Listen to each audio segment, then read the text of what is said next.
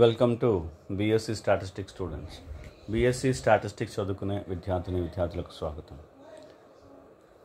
ఈ క్లాస్లో నేను final BSc statistics semester 6 paper 8 Telangana స్టేట్లో పేపర్ ఇది. ఆపరేషన్స్ రీసెర్చ్ అనే ఈ పేపర్కి ఇంపార్టెంట్ క్వశ్చన్స్ నేను ఎక్స్ప్లెయిన్ చేస్తాను. అర్థమవుతుంది కదండి. తెలంగాణ స్టేట్కి సంబంధించిన final BSc statistics semester 6 paper 8 operations research important questions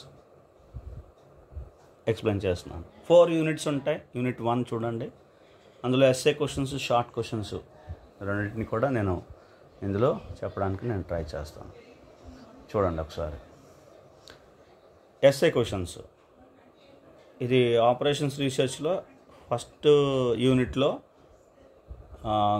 LPP, graphical method, simplex method, వాటితో పాటు ఆపరేషన్స్ రీసెర్చ్ డెఫినిషన్స్ అవన్నీ ఉంటాయి. First question, meaning and scope of war, models of war, fundamental theorem of linear programming problem, graphical method of linear programming problem, simplex method. ఇవి 5 theoretical questions చదువుకోవాలి. తర్వాత ఈ particular paper problematic part. ఇది maximum ఎక్కువగా ఇచ్చేవి problems 70%. అంటే 3 క్వశ్చన్లు ఇస్తే 4 క్వశ్చన్లు ఇస్తే 3 క్వశ్చన్స్ ప్రాబ్లమేటిక్గా ఉంటాయి, 1 క్వశ్చన్ థియరీ ఉంటుంది. బట్ థియరీనే ఎక్కువగా మనం డిపెండ్ అవ్వాలి. మళ్ళీ చెప్తున్నాను, గుర్తుపెట్టుకోండి. ఎక్సెప్ట్ కొన్ని గ్రాఫికల్ మెథడ్ ఉంది, గ్రాఫికల్ మెథడ్లో ప్రాబ్లమ్స్ చక్కగా చేసుకోవచ్చు. సింప్లెక్స్, బిగ్ ఎమ్, 2 ఫేజు ఇవన్నీ కూడా ఎక్కువగా థియరీ మీద డిపెండ్ అవ్వాలి, ప్రాబ్లం మీద ఎక్కువ డిపెండ్ అవ్వకూడదు. ఇది కూడా గుర్తుపెట్టుకోండి. రైట్. ఇందులో ఇవన్నీ థియరిటికల్ క్వశ్చన్స్. ఇందులో కంపల్సరీ ఫండమెంటల్ థియరము, meaning and scope of OR, తర్వాత సింప్లెక్స్ మెథడ్, గ్రాఫికల్ మెథడ్, వీటిని కంపల్సరీ చదవండి. తర్వాత మీ చాయిస్. తర్వాత ప్రాబ్లమ్స్ గ్రాఫికల్ మెథడ్లో కంపల్సరీగా చేయాలి. సింప్లెక్స్ మెథడ్ కూడా మీరు 2 టేబుల్స్ చేయడానికి ట్రై చేయండి. 2 టేబుల్స్ తర్వాత మీకు ఇంకా రాకపోతే మాత్రం ప్రాబ్లం వదిలేసి మీకు నచ్చిన ఆన్సర్ని అక్కడ రాసేసేయండి. అంతకుమించి మనం అక్కడ ఏం చేయలేం. రైట్. అలాగా టైం వేస్ట్ మాత్రం చేసుకోకూడదు. Coming to the short questions, చాలా క్వశ్చన్స్ ఉన్నాయి అయితే ఇందులోనే, కానీ నేను కొన్ని టిక్ చేస్తాను. ఫస్ట్ ఇంపార్టెంట్ క్వశ్చన్స్ చెప్తాను చూడండి. Significant features of war, okay. Role of operations research in decision making, ఇది కంపల్సరీ చదవండి. Development of war in India, models by structure, general LPP, ఇది ఒకటి చదవండి. Convex set, extreme point of a convex set, ఇది చదవండి. Basic solution, degenerate solution, ఇది కూడా చదవండి. స్లాక్ సర్ప్లస్ వేరియబుల్స్, ఈజీ, ఇది చదవండి. మ్యాథమెటికల్ ఫార్ములేషన్ ఆఫ్ ఎల్పిపి, ఇవన్నీ ఇంకా మీరు డిసైడ్ చేసుకోండి. ఇక్కడ 5 క్వశ్చన్స్ నేను కంపల్సరీగా చదవాల్సినవి పెట్టాను. ఇది ఫస్ట్ యూనిట్. అర్థమవుతుంది కదండి. ఇందులో సింప్లెక్స్ మెథడ్ లాస్ట్ ప్రిఫరెన్స్. మీరు ప్రాబ్లం అయితే లాస్ట్ ప్రిఫరెన్స్, నేను ఫస్ట్ ప్రిఫరెన్స్ నేను చెప్పట్లేదు ఎప్పుడు కూడా. రైట్. ప్రాబ్లం అనేది లాస్ట్లో చేయాలి. మీకు ఏ క్వశ్చన్ రాకపోతే ఆ క్వశ్చన్ చేయాలి. గ్రాఫికల్ మెథడ్ చేసుకోవచ్చు. ఫస్ట్ డైరెక్ట్గా ప్రాబ్లం చేసుకోవచ్చు. Next coming to unit 2. Unit 2 చూడండి. యూనిట్ 2లో ఆర్టిఫిషియల్ వేరియబుల్ టెక్నిక్స్ ఉన్నాయి, అలాగే డ్యుయాలిటీ ఉంది. చూడండి, 3 థియరీ క్వశ్చన్స్ ఉన్నాయి చూడండి. Big M method, 2 phase method, fundamental theorem of duality, ఈ 3 క్వశ్చన్స్. మీరు ఈ రెండిట్లోని ఒకటి మీ చాయిస్. నేను 2 చదవమని చెప్పను, కానీ మీరు 3 చదవగలిగితే మాత్రం చదవండి. ఓకే. నేను ఇందులో టిక్ అవుట్ చేయట్లేదు, ఉన్న 3 క్వశ్చన్స్. ప్రాబ్లమ్స్ మీరు బిగ్ ఎమ్ మెథడ్లో కానీ 2 ఫేజ్ మెథడ్లో కానీ ప్రాబ్లమ్స్ మీరు నేర్చుకుని ప్రాబ్లమ్స్ చేయాలి. ప్రాబ్లమ్స్ ఇంపార్టెంట్, కానీ ప్రాబ్లమ్స్కి లాస్ట్ ప్రిఫరెన్స్. నా వరకు అయితే ప్రాబ్లమ్స్ లాస్ట్ ప్రిఫరెన్స్. ఇక్కడ కూడా ఏంటంటే సింప్లెక్స్ మెథడ్, బిగ్ ఎమ్, 2 ఫేజ్, ఈ 3 మెథడ్స్ ప్రాబ్లమ్స్ ఎప్పుడు కూడా లాస్ట్ ప్రిఫరెన్స్, గుర్తుపెట్టుకోండి. మీకు ఇంక ఏ క్వశ్చన్ రాదు, మీకు వచ్చిన క్వశ్చన్ లేదన్నప్పుడే ప్రాబ్లం తీసుకోవాలి, అంతే. ఇంకా అంతకుమించి నేను డిస్కస్ చేయట్లేదు. ఒక 2 టేబుల్స్ తర్వాత కూడా ఒకవేళ చేసిన 2 టేబుల్స్ వరకే చేయండి. ఆన్సర్ వచ్చిందా సరే లేదా మూడో టేబుల్లో ఆన్సర్ వచ్చేలా ఉంటే చేయండి, లేకపోతే వదిలేయండి. అంతకని టైం వేస్ట్ చేయకూడదు. Okay, right. ఇది నేను చెప్పదలుచుకున్న ప్రొసీజర్. తర్వాత short questions, artificial variables definitions, artificial variable techniques ఏంటి, degeneracy in LPP, duality and linear programming problem, procedure of resolving degeneracy in LPP.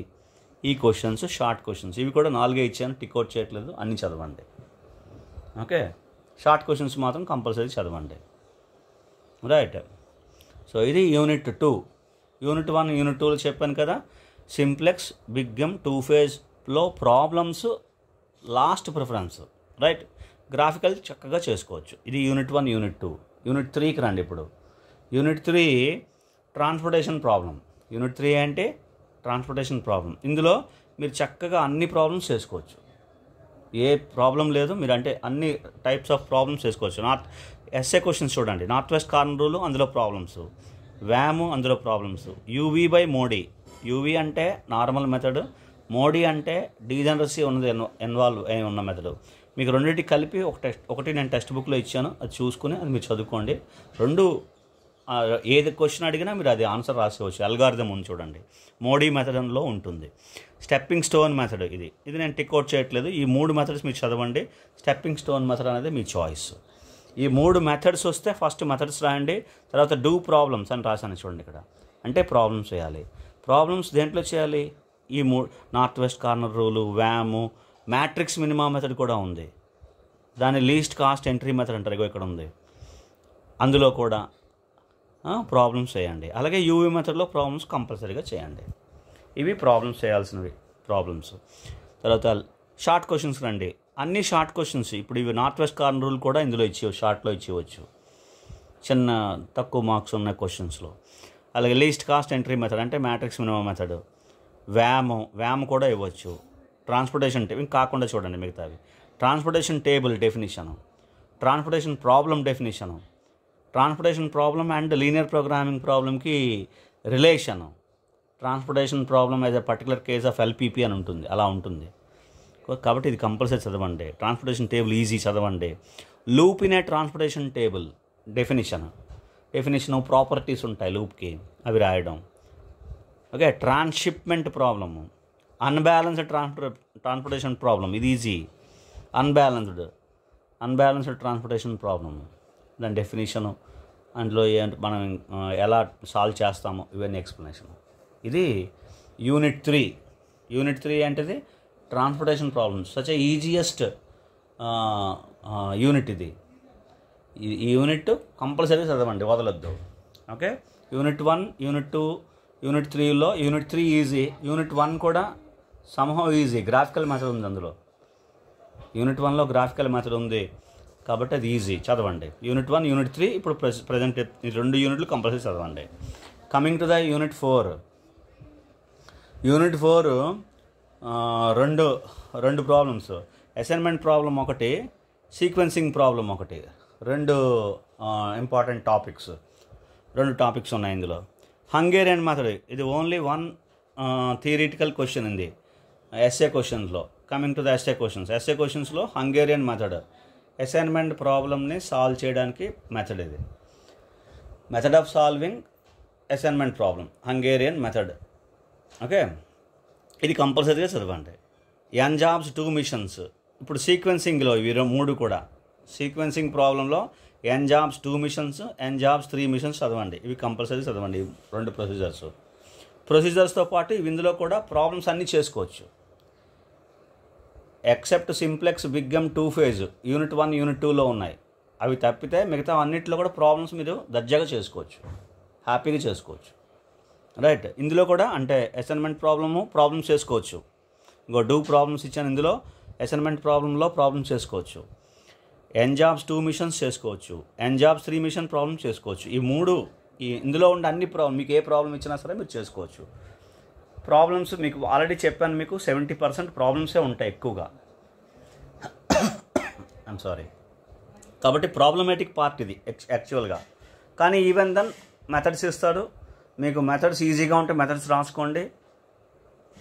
లేదా ఎలాగో ప్రాబ్లమ్స్ చేసినప్పుడు మెథడ్ మనకు వస్తుంది. కాబట్టి మెథడ్ మనం చదువుకుని రాసుకోవచ్చు. లేదు నేను ప్రాబ్లమ్ చేస్తానని ప్రాబ్లం చేసుకోవచ్చు. ప్రాబ్లమ్స్కి ప్రిఫరెన్స్ ఖచ్చితంగా ఇవ్వచ్చు. నెక్స్ట్ చూడండి, short questions. Assignment problem definition. Assignment problem is a particular case of linear programming problem.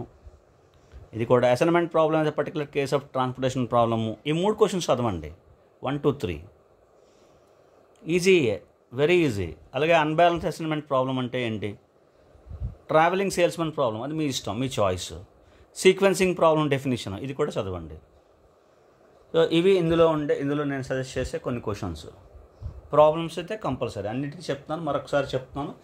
Problems అనేవి మీరు 50% కంటే ఎక్కువ ఉంటాయి.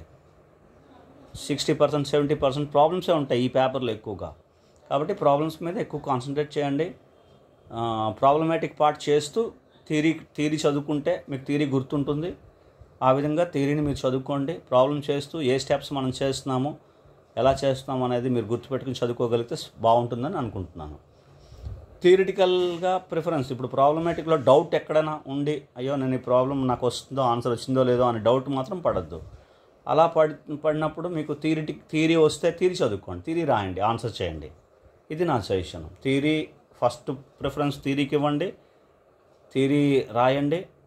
లేని పక్షంలో ప్రాబ్లమాటిక్ కూడా మీరు మంచి ప్రిఫరెన్స్ ఇవ్వచ్చు. ప్రాబ్లమ్స్ కూడా చేయొచ్చు. Except simplex, big M, 2 phase అందులో ఉండే ప్రాబ్లమ్స్, డ్యుయాలిటీ అందులో ఉండే ప్రాబ్లమ్స్ మాత్రమే మీరు, సింప్లెక్స్ కైండ్ ఆఫ్ ప్రాబ్లమ్స్ మాత్రమే మీరు ఫస్ట్ ప్రిఫరెన్స్ ఇవ్వద్దు. మీకు ఏది రాకపోతే అప్పుడు రెండు క్వశ్చన్స్, అన్ని క్వశ్చన్స్ అందులోని ప్రాబ్లమాటిక్గా ఉంటే మీరు ఇంకేం చేయలేరు. అప్పుడు మాత్రం ప్రాబ్లమ్స్ చేయండి. This is my suggestion. ఈ విధంగా మీరు ప్రిపేర్ అవ్వండి. Do well. Thank you.